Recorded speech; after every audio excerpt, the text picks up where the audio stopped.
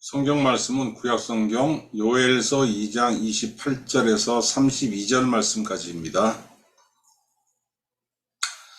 그 후에 내가 내 영을 만민에게 부어주리니 너희 자녀들이 장래일을 말할 것이며 너희 늙은이는 꿈을 꾸며 너희 젊은이는 이상을 볼 것이며 그때에 내가 또 내 영을 남종과 여종에게 부어줄 것이며 내가 이적을 하늘과 땅에 베풀리니 곧 피와 불과 연기 기둥이라. 여호와의 크고 두려운 날이 이르기 전에 해가 어두워지고 달이 핏빛같이 변하려니와 누구든지 여호와의 이름을 부르는 자는 구원을 얻으리니 이는 나 여호와의 말대로 시온산과 예루살렘에서 피할 자가 있을 것이며 남은 자 중에 나 여호와의 부름을 받을 자가 있을 것임이라. 아멘. 이단들이 엄청나게 활동하고 있습니다. 이단들이 대부분 근거로 삼는 성경 구절이 어디냐면은 요한계시록이에요. 여러분, 요한계시록을 근거로 삼는다는 건 무슨 얘기냐면은 종말론을 고리로 활동한다는 겁니다. 종말론. 여기에 사람들이 혹해가지고 많이 일로 빠지죠. 그러다 보니까 어떻습니까? 사회적 문제를 많이 일으켰잖아요. 그 코로나가 막 일어나던 초창기 시기에 그 2020년도 어떤 그 종교단체 하나가 그냥 거기에 연루돼가지고 거기에 그 신자들이 확 감염돼서 사회 얼마나 많이 무리를 일으켰습니까? 그래서 종말하면은 그냥 대부분의 사람들이 에이 그냥 저 뭐 이단 막 이렇게 하는데, 여러분, 이단들은 종말론을 고지로 해가지고 자기 배를 채우는 집단들이에요. 성경은 분명히 세상에 종말이 있다고 말씀하고 계십니다. 종말에 대해서 정확하게 자세하게 알아야 되는 거예요, 여러분. 구약 성경에 보면은 구약 선지자들이 분명히 예언합니다. 세상의 끝이 있다고 예언을 해요. 이 세상의 끝이 뭡니까, 여러분? 말세예요, 말세. 그런데 세상이 저절로 망하겠습니까? 그렇지 않죠. 누군가 세상을 망하게 하는 힘이 존재하는 거죠. 그럼 누굽니까, 그게? 하나님이십니다, 하나님. 하나님께서 세상을 지으셨기 때문에 세상을 망하게 할 수 있는 분은 하나님밖에 없는 거예요. 그럼 누가 망하고 뭐 다 망합니까? 여러분, 종말의 날이라는 거는, 말세라는 거는 하나님의 원수가 된 악인이 심판을 받아서 망하고 하나님의 백성은 구원을 받는 날이에요. 다 망하는 건 아닙니다. 그야말로 요한계시록에 기록된 하나님 나라가 실현되는 거예요. 그래서 여러분, 선지자들이 말세에 대한 예언도 했지만은 말세가 오면은 하나님의 백성들을 구원할 메시아에 대해서도 예언을 했습니다. 가장 대표적인 게 누굽니까? 이사야 선지자입니다. 그럼 여러분, 정말로 익숙한 구절들 있지 않습니까? 이사야 11장 1절에 보니까 이새의 줄기에서 한 싹이 나며 그 뿌리에서 한 가지가 나서 결실할 것이요. 또 9장 6절에는 인 한 아기가 우리에게 낳고 한 아들을 우리에게 주신 바 되었는데 그의 어깨에는 정사를 메었고 그의 이름은 기묘자라 모서라 전능하신 하나님이라 영존하시는 아버지라 평강의 왕이라 할 것임이라. 여러분, 두 말씀을 보면은 메시아는 이 세상에 왕으로 오시는데 어느 계통의 왕으로 오시느냐? 이새의 줄기에서 다윗 계열의 왕으로 오신다는 거예요. 그래서 여러분, 마태복음 1장 1절에 어떻게 시작합니까? 아브라함과 다윗의 자손 예수 그리스도의 세계라. 다윗의 자손이라고 분명히 못 받고 있습니다. 여러분, 구약의 예언들은 뭐 종말에 대해서 예언이 되어 있지만 참 막연한 겁니다, 이거. 아니, 종말이 온다고 선지자들이 예언을 했는데 언제 오는 거야? 어떻게 오는 거야? 그리고 뭐 메시아가 있다며. 메시아는 누구야 또? 아무 정보가 없어요. 막연한 겁니다. 그러다가 예수님이 이 땅에 오셨어요. 여러분, 예수님이 공생에 시작하시면서 제일 먼저 선포한 말씀이 뭡니까? 마태복음 4장 17절. 이때부터 예수께서 비로소 전파하여 이르시되 회개하라 천국이 가까이 왔느니라 하시더라. 천국, 하나님 나라. 그 뭐예요? 종말을 얘기하는 거잖아요. 종말에 있어 하나님 나라. 천국이 가까이 왔느니라. 누가 자신있게 얘기를 할 수 있었습니까? 아무도 없었어요. 예수님만 할 수 있는 겁니다. 이렇게 선포하시고 또 천국이 너희들에게 가까이 왔어. 이 증거를 보여주시는 거예요. 그래서 가는 곳마다 사람들이 모여드니까 그 모여든 사람들 중에는 여러분 요즘도 의학이 발달한 이 시대에도 병원 뭐 서울대병원이라든가 무슨 뭐 삼성병원 뭐 그 가보면은 정말 불치병 환자들이 왜 이렇게 많습니까? 기도원에 가보세요. 병원에서 안 된다고 하니까 그냥 마지막으로 주님한테 매달리기 위해서 정말로 엄청 많습니다. 아픈 사람들이. 근데 의학이라고 해봤자 무슨 무화과 열매 지디겨서 상처에다 바르는 게 다인 그 시대에 얼마나 아픈 사람이 많았겠어요. 주님이 가시면은 그냥 아픈 사람, 그다음 귀신 들린 사람 팍 모여들었죠.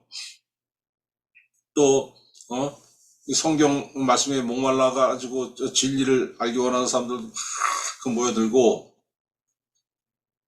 그 사람들에게 귀신 쫓아내 주시고 병든 자에게서 병을 쫓아내시고 하나님 말씀을 가르치고. 그런데 마태복음 12장 가니까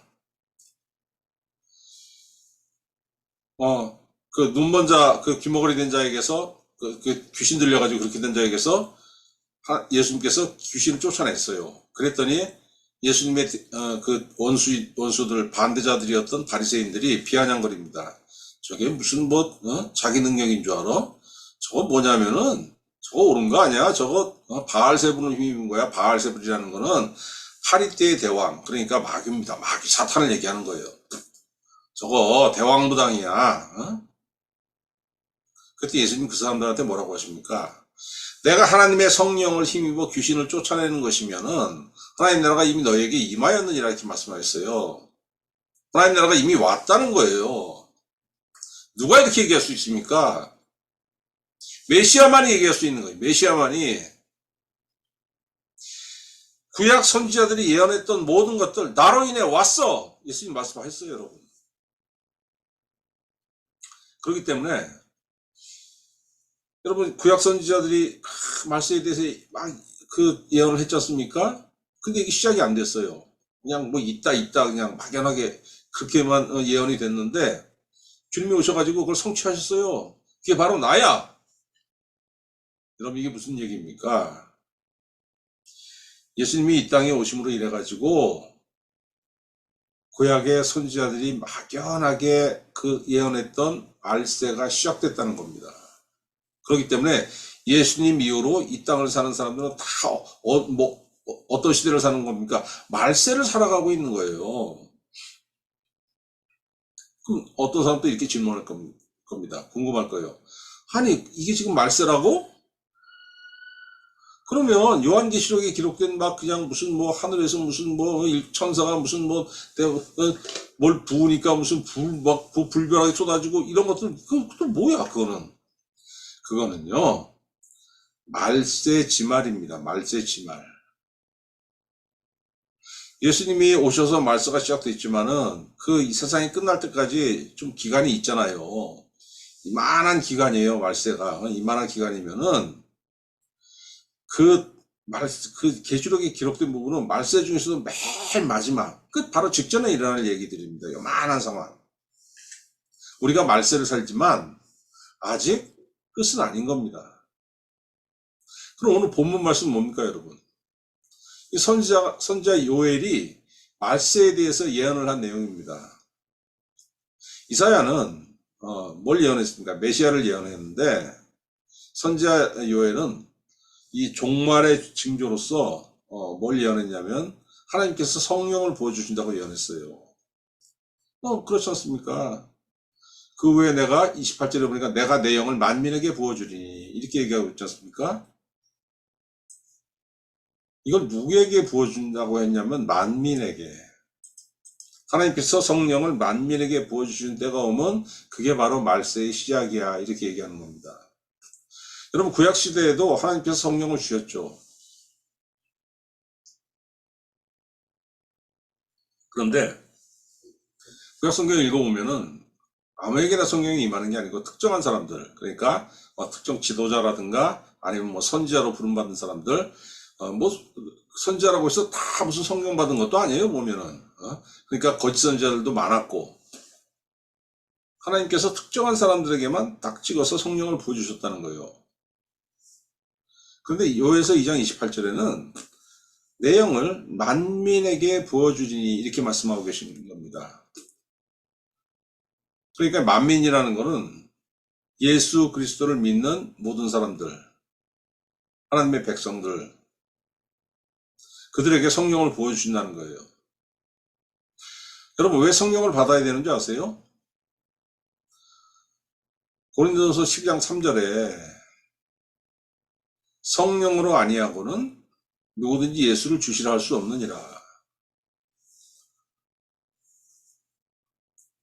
물론 귀신 들린 사람에게도 막 그냥 머리 눌러놓고 고백하라고 그러면 예수님이 자기 주라고 고백하긴 하죠. 근데 그거는 마음에도 없는 얘기 아닙니까? 막 강요받아가지고. 진정으로 성령께서 내 안에 계시지 않고는 예수님이 나의 구주시라고는 그 진정한 고백이 안 나온다는 거예요. 여러분 이게 무슨 얘기입니까? 진실한 고백이 이거 신앙 고백이 진실하지 않으면은 그건 뭐 신앙생활 자체가 가짜인 거 아닙니까? 아니 신앙 고백이 흐린데 예수님 나의 구주? 아 이거 맞아? 정말 구원하셨나? 믿음 하나만으로 돼?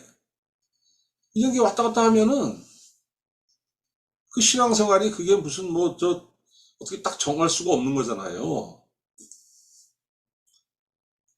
성령은요 뭐 특별한 게 아닙니다 여러분. 성령 받은 게 신앙생활 제대로 하려면 기본으로 해야 되는 거예요. 성령 받은 거는. 이게 또 이 선지자 요엘이 예언하던 그 시절에 이게 또 얼마나 엄청난 얘기였냐면은 만민에게 부어주신다고 했지 않습니까? 만민이라 그러면은 믿는 자는 모두예요. 믿는 자 중에서 뭐 귀족, 왕족, 이거 따로 떼어서 이건 게 아니고 믿는 사람 누구나 노예까지 다. 여러분 옛날에 얼마나 엄격한 신분제 사회였습니까? 그리고 이 신분제 사회에서 노예는 동양이건 서양이건 어디건 간에 이거는 인격으로 취급을 받지 못했어요. 재산입니다. 재산 그냥 주인의 재산. 근데 하나님은 니들이 인격이 아니라고 취급하는 노예들까지도 하나님께서 자기 자녀로 받으신다는 얘기예요. 말세가 되면. 그들에게 성령을 부어주신다는 겁니다. 사람을 외모로 보지 않는 하나님 아닙니까? 신분이 어쨌건 형편이 어쨌건 자기 아들 예수 그리스도를 믿는 자들의 심령에 성령을 부어주신다는 거예요. 이거 뭐 신약에서도 그 사상은 똑같죠. 사도 바울이 얘기했죠. 갈라디아 3장 28절. 너희는 유대인이나 헬라인이나 종이나 자유인이나 남자나 여자나 다 그리스도 예수 안에서 하나이니라. 그리스도 예수 안에서 예수 믿는 사람은 남자건 여자건 종이건 자유인이건 다 하나라는 겁니다. 다 같다는 거예요. 예수 믿는다고 하고 뭐 차별 자꾸 하고 무슨 말하기 조심스럽습니다만 무슨 여자는 목사 한 수 절대 줄 수 없어. 아직도 이런 게 있지 않습니까?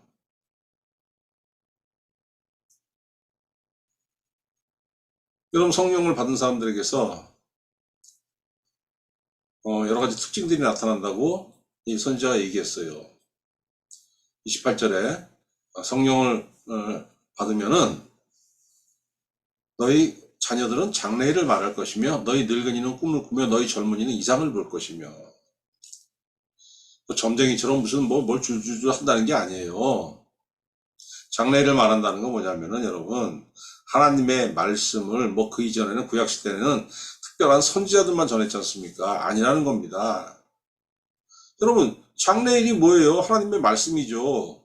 장래에 대해서 누가 얘기합니까? 아무도 얘기 못해요. 성경만이 그 장래일에 대해서 기록하고 있는 겁니다. 성령을 받은 사람은 누구나 하나님의 말씀을 타인에게 알리고 그로 하여금 소망을 갖게 하고 믿음을 갖게 할 수 있다는 거예요. 또 꿈을 꾸고 이상을 볼 것이다. 늙은이는 꿈을 꾸고 젊은이는 이상을 볼 것이다. 다 환상을 본다는 겁니다. 꿈은 자면서 환상을 보는 거고, 이상은 깬 상태에서 환상을 보는 거. 꿈과 이상은 여러분 하나님께서 자기 뜻을 자기 백성에게 알리시는 방법 중 하나예요. 이거는 지금도 유효하죠. 성령 받은 사람은 하나님의 뜻을 알게 되는 체험을 한다는 겁니다.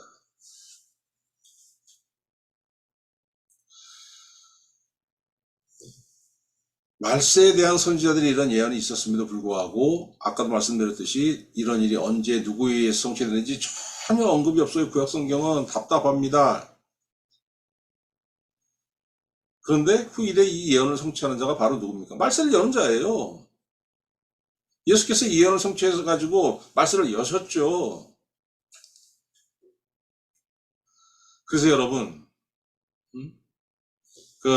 예수님이 지상에 계실 때 제자들과 같이 이렇게 다니시고 보고하시고 가르치시고 했는데, 주님은 이제 그 정한 때가 되면 십자가에 달리고 죽었다가 부활하고 또 부활하고 난 다음에 계시지 않고 또 하늘로 올라가실 거 아니에요. 그래서 제자들에게 약속하십니다. 막 제자들이 불안해했습니다. 아유, 막 선생님 가시면 우리 어떻게 해요? 그러니까 요한복음 14장 18절에 내가 너희를 고아와 같이 버려두지 아니하고 너희에게 오리라. 올라갔다 올 거야. 근데 온다는 게 그 주님, 그 하나님의 아들, 성자 하나님이 갔다가 다시 오신다는 게 아니에요. 성자 하나님이 일단 오셨다가 이 지상에서 사역을 하시고 십자가에 달리고 그 사역의 완성이죠. 부활하셨다가 승천하시고 다시 오시는 게 아닙니다. 누가 옵니까? 성령 하나님이 오시는 거예요. 성령 하나님이 주님 대신에 제자들에게 오신다는 겁니다. 요엘 선지자가 그랬잖아요. 만민에게 내용을 부어주리라. 그 예언대로 예수님을 믿는 모든 제자들, 하나님의 자녀들에게 예수님께서 성령을 부어주신다는 거예요. 그럼 성령은 제자들에게 오셔서 뭐랍니까? 요한복음 14장 26절 보혜사 곧 아버지께서 내 이름으로 보내실 성령 그가 너희에게 모든 것을 가르치고 내가 너희에게 말한 모든 것을 생각나게 하리라. 여러분 성령이 내 안에 계셔야지만 예수 그리스도에 대해서 알게 되고 또 그 전에 배웠던 것들. 여러분 성경 말씀 배우면 그게 무슨 과학을 배우듯이 무슨 아니면 미술 음악을 배우듯이 딱 보고 다 기억나고 그게 아니잖아요. 그냥 듣는 족족 까먹어. 아무것도 생각이 안 나. 들을 때는 아멘 아이고 은혜로워라. 예배 끝나고 집에 가면은 제목은 알겠는데 오늘 설교 말씀이 뭐였더라. 하여튼 뭔가 은혜로웠는데 내용은 잘 몰라요.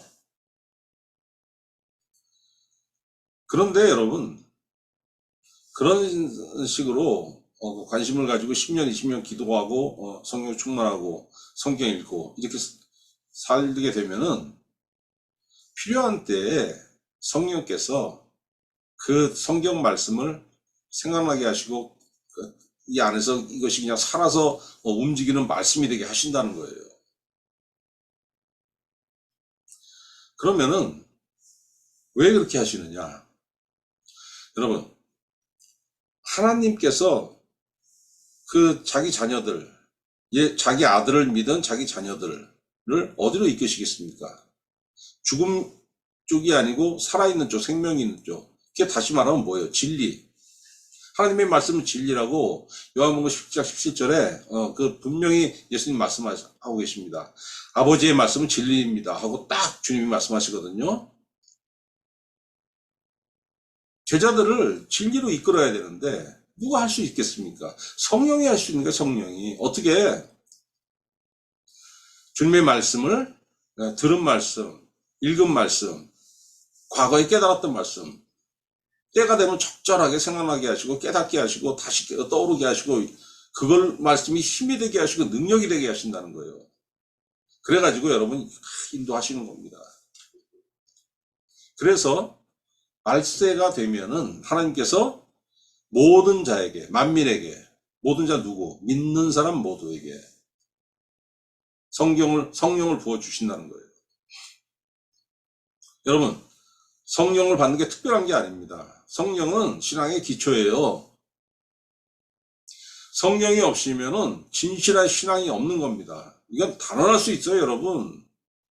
이런 얘기하면 싫어하는 사람들 많죠. 아이, 뭐 그렇게 무슨 우리가 무슨 순복음교인도 아닌데, 뭐 이렇게 별나게 무슨 믿어야 돼? 별나게 믿어야 되는 거예요.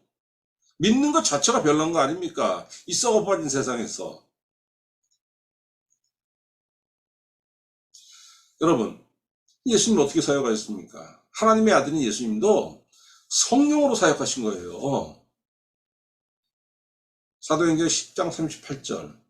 하나님이 나사렛 예수에게 성령과 능력을 기름 붓듯 하셨음에 그가 두루 다니시며 선한 일을 행하시고 마귀에게 눌린 모든 사람을 고치셨으니 이는 하나님이 함께 하셨습니다. 하나님께서 우리 주님에게 성령과 능력, 여러분 그 헬라어에서 A and B는 A와 B 이렇게 해석할 수도 있고 A 곧 B 이렇게 해석할 수도 있어요. 성령과 능력을 기름 붓듯 부으셨다. 성령 곧 능력을 이렇게 해석할 수도 있는 겁니다. 하나님께서 우리 주님에게 성령을 한량없이 부어주셨기 때문에 성령으로 두루두루 입으신 우리 주님이 두루 다니시면서 선한 일을 행하시고 마귀에게 눌린 모든 사람을 고치셨다는 거예요. 하나님의 아들이, 하나님의 친아들이 성령으로 무장을 하고 사역을 행하셨는데 그 하나님의 친아들을 믿음으로 말미암아서 하나님의 양아들이 된 우리는 뭐 오죽하겠습니까? 더군다나 우리가 어떤 사람입니까? 우리는 죄인에서 의인으로 승격된 사람들. 원래 신분은 죄인입니다. 이 안에 시커먼 죄가 그대로 있는 사람들이 아직도. 다만 하나님이 너 없어 있음에도 불구하고 여러분 그 아들의 피가 이 안에 덮여 있기 때문에 죄 위에 덮여 있어요. 여러분 검은 거 위에 빨간 걸로 페인트 칠해보세요. 보입니까? 안 보이잖아요. 근데 페인트 복지면 어떻게 검은 거 드러나오잖아요. 이게 안 드러나려면 어떻게 해야 되냐면 피를 두껍게 칠해야 돼 그냥. 그냥 오늘도 칠하고 내일도 칠하고 계속 언제까지 죽을 때까지 이게 기도하는 거죠. 아이, 주님이 그러셨는데 하물며 제자된 자들이 뭐 할 말이 있겠습니까? 그 예수님이 부활하시고 나서 신신당부하셨잖아요. 성령 받으라. 누가복음 24장에서 성령 받으라. 요한복음 마지막 그 도마 그 저기 그가 없을 때 나타나셨을 때도 성령 받으라. 여기 말씀하셨고 숨을 내쉬면서 성령 받으라 말씀하셨고 그 승천하기 그 저기 직전에 사도행전 1장 8절에서도 성령이 너에게 임하시면 너희가 권능을 받고 예루살렘과 온 유대와 사마리아 땅까지 이뤄 내 증인이 되리라 이렇게 말씀하시지 않습니까, 여러분? 성령이 너에게 임하시면 성령이 없으면은 제자로서의 일을 할 수 없다는 거예요. 여러분 믿는 거 믿기는 믿습니까? 못 믿잖아요. 고린도서 10장 3절 아까 말씀드렸지 않습니까? 성령으로 아니하고는 예수를 주라고 고백할 수 없다고. 성령 없이는 여러분 신앙이 성립이 되지 않는 겁니다. 과한 얘기가 아닙니다. 이거는. 성도는 여러분 어떤 사람들이에요? 우리 예수 믿는 사람들, 우리 성도들. 하나님을 예배하는 사람들 아닙니까?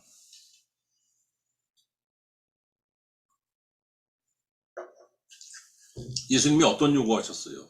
예배에 대해서. 요한복음 4장 24절. 하나님은 영이시니 예배하는 자가 영과 진리로 예배할지니라. 영으로 드리는 예배. 내 영이 하나님의 영과 영에 감동돼야 돼요. 성령으로 그 방법이 뭐가 있습니까? 성령으로 감동되는 거 외에는 없어요. 성령으로 감동되어야지만 내 영이 진실로 하나님을 예배할 수 있다는 거예요. 내 마음과 내 이 중심이 그냥 하나님을 쫙 향할 수 있는 거예요. 진리로 드린 예배는 뭡니까, 여러분? 하나님이 제시하신 참된 방법. 진리는 하나님만이 참 진리입니다. 절대 진리. 진리로 드리라는 거. 하나님이 제시하신 방법으로 예배하라는 거예요. 그럼 뭡니까? 하나님이 영이시니까 예배하는 자마다 영과 진리로 예배할지니라. 성령의 충만을 입어가지고 하나님께서 성령으로 이끄시는 대로 예배하라는 거예요, 여러분. 그럼 사람이 영과 육으로 돼 있죠. 육은 껍데기예요. 영이 죽어버리면 어떻게 됩니까? 이게 죽는 거예요. 혼과 영이 싹 빠져나가면은 시체되는 거 아닙니까? 내 영이 하나님의 성령에 감동돼야 되는 겁니다. 여러분, 이사야 시대에 이사야가 참 하나님의 백성들을 책망을 많이 했는데, 그럼 그 시대가 무슨 뭐 종교적으로 그냥 막 눌렸던 시대냐? 아닙니다. 엄청나게 그냥 종교적인 그 활성화가 신앙이 막 활성화됐던 시대였습니다. 그러니까 이사야 1장 11절에 보니까 막 그냥 그 성전 뒷마당에 그냥 쌓아둘 수 없을 정도로 재물이 엄청났고, 월삭 안식일 이렇게 뭐 모이는 날에는 그냥 사람들이 엄청나게 모였다는 거예요. 종교의 붕이었던 시기입니다. 그런데 여러분, 이사야 1장 13절에 보니까 하나님께서 선지자를 통해서 분명히 경고하십니다. 헛된 재물을 다시 가져오지 말라. 분양은 내가 가증히 여기는 바요. 월삭과 안식일과 대회로 모이는 것도 그러하니 성회와 아울러 악을 행하는 것을 내가 견디지 못하겠노라. 사람들 많이 모이고 헌금도 엄청나게 많았지만은 하나님께서 그걸 다 거부하셨어요. 사람을 받으시면은 예물을 받으시고, 사람을 받지 않으시면 예물을 안 받으시는 겁니다, 여러분. 왜? 많이 모이긴 많이 모였는데 이게 마음이 안 오는 거예요. 전부 형식주의 거칠해. 그러니까 여러분, 그게 막 예수님 시대까지 막 이어지고 있으니까 예수님이 요구하신 거 아닙니까? 영과 진리로. 개역 한글판에는 신령과 진정으로 예배할지니라. 예수님이 우리의 삶에 대해서 요구하신 것이 있죠. 마태복음 6장 31절, 그래서 그 33절까지 무엇을 먹을까, 무엇을 마실까, 무엇을 입을까 걱정하지 말라고. 다 이방인들이 구하는 거 아니냐. 하늘 아버지께서 너희에게 필요한 거 다 아시지 않느냐. 그러니까 너희는 먼저 그의 나라와 그의 일을 구하라. 그래야만 이 모든 것을 너희에게 더하시리라.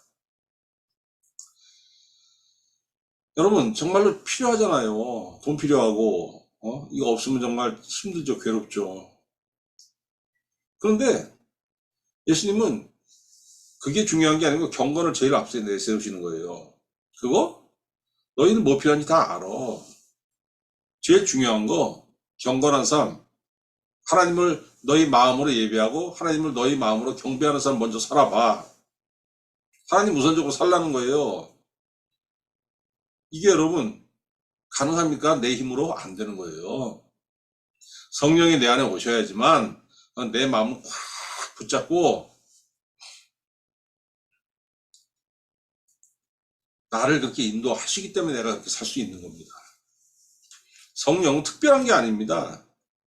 기본이에요, 신앙의 기본. 여러분, 어떻게 받아야 됩니까? 28절에, 다시 한번 읽어봅시다. 그 후에 내가 내 영을 만민에게 부어주리니. 여러분, 이거 뭐, 딴 거 아니고 무슨 영어 성경만 봐도 이거 어떻게 되냐. Pour out. 이거는요, 그냥 무슨 뭐, 하나님께서 성령 받기를 원하고 기도하는 사람들에게 내가 죽게 해가지고 무슨 주전자로 그냥 무슨 컵에다 물 따라 시쩌쩌쩌 따라주신다는 게 아니에요, 이거는. 포아웃은 뭐냐면은 양동이에다가 그냥 물을 그냥 한가득 채워가지고 이걸 들고서 그 밑에 잔에다가 그냥 콱 부어버리는 거예요. 그러니까 이만한 양동이에 가득한 물을 그냥 요만한 그 컵에다가 그냥 팍 부어버리니까 어떻게 되는 겁니다.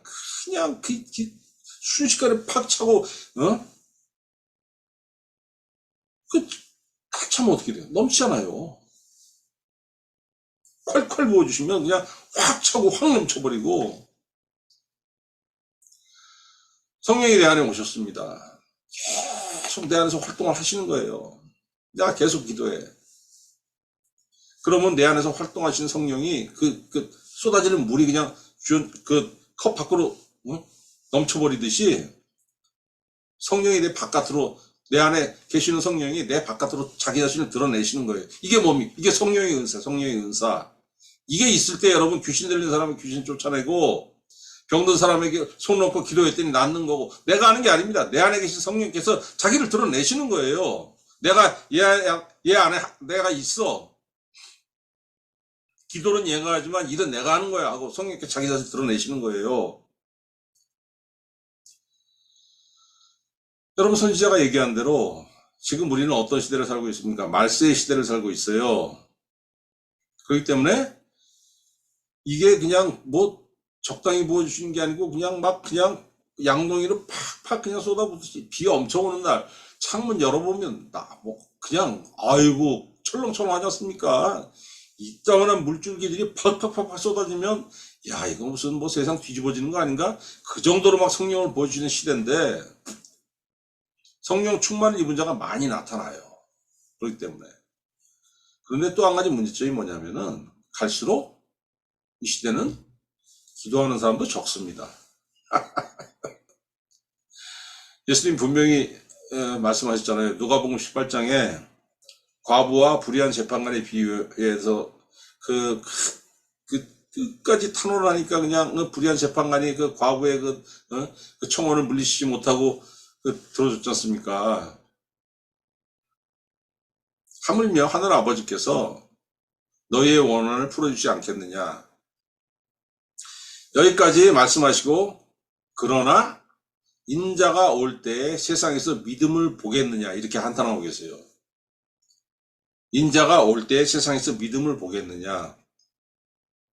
인자가 올 때, 다시 오실 때, 재림하실 때 세상에서 믿음, 그러니까 이 과부처럼 끈질기게 기도하는 사람을 볼 수 있겠느냐, 이 말씀하시는 겁니다.